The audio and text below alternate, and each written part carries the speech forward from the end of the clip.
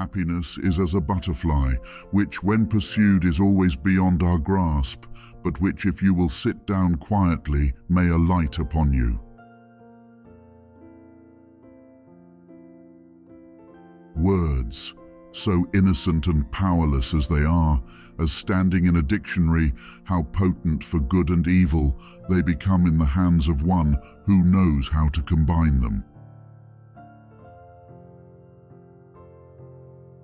No man, for any considerable period, can wear one face to himself and another to the multitude without finally getting bewildered as to which may be the true. Time flies over us, but leaves its shadow behind.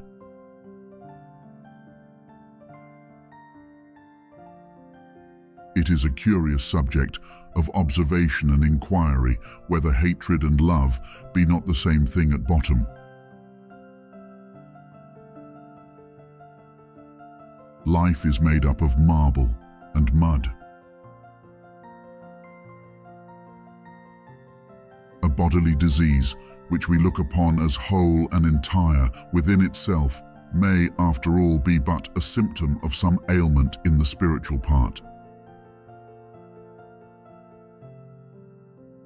She had not known the weight until she felt the freedom. What other dungeon is so dark as one's own heart? What jailer so inexorable as oneself? The greatest obstacle to being heroic is the doubt whether one may not be going to prove oneself a fool. The truest heroism is to resist the doubt, and the profoundest wisdom to know when it ought to be resisted and when it be obeyed. Happiness in this world, when it comes incidentally. Make it the object of pursuit, and it leads us a wild goose chase and is never attained.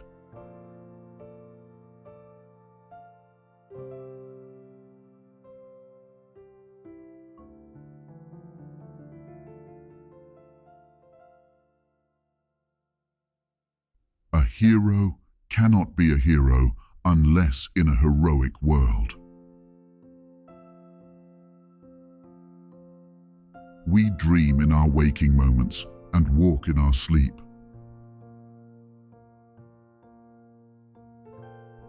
It contributes greatly towards a man's moral and intellectual health to be brought into habits of companionship with individuals unlike himself, who care little for his pursuits and whose sphere and abilities he must go out of himself to appreciate.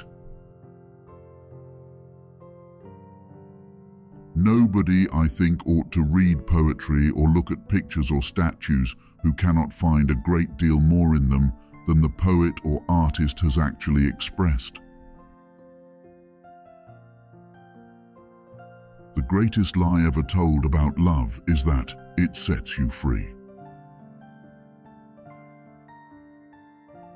Happiness is like a butterfly which, when pursued, is always beyond our grasp, but if you will sit down quietly, may alight upon you.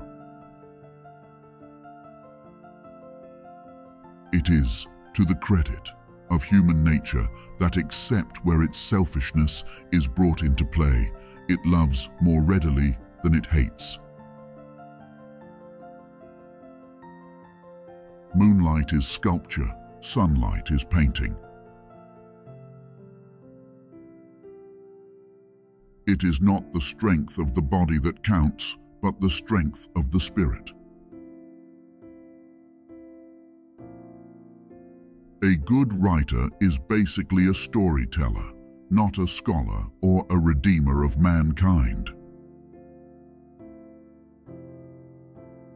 Be not silent from any mistaken pity and tenderness for him, for to leave me, Hester, though he were to step down from a high place and stand there beside thee, on thy pedestal of shame, yet better were it so, than to hide a guilty heart through life. The only sensible ends of literature are, first, the pleasurable toil of writing, second, the gratification of one's family and friends, and lastly, the solid cash. Is it a fact, or have I dreamt it, that, by means of electricity, the world of matter has become a great nerve, vibrating thousands of miles in a breathless point of time? Our Creator would never have made such lovely days, and have given us the deep hearts to enjoy them above and beyond all thought, unless we were meant to be immortal.